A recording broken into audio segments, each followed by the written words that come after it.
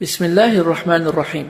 Bilirik ki, Allah elçisi Muhammed sallallahu aleyhi və səlləmə salavat göndərmək İslam dinində ən böyük əməllərdən və ən fəzilətli əməllərdən biridir.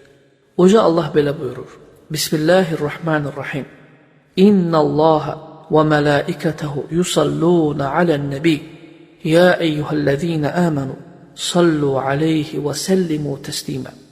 Həqiqətən Allah və mələklər Allah elçisi Muhammed sallallahu aleyhi və səlləmə salavat göndərər, yəni xeyir dua edər.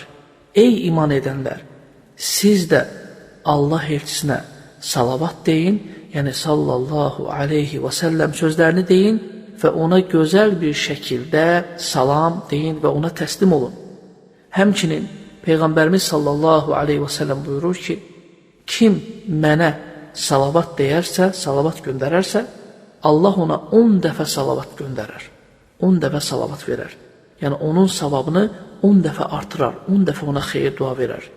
Həmçinin salavat göndərməyin ən fəzilətli günlərindən də biri cümə günüdür. Peyğəmbərimiz sallallahu aleyhi və səlləm cümə günü ona salavat göndərməyi tövsiyə etmişdir və buyurur ki, cümə günü mənə salavat deyin, çünki sizin salavatlar mənə çatır.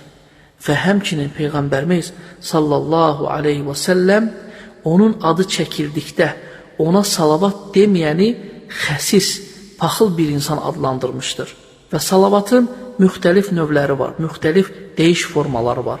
Misal üçün, sallallahu aleyhi və səlləm və ya aleyhissalatu vəssələm və ya Allahumma salli alə Muhammedin və alə əli Muhammed və s.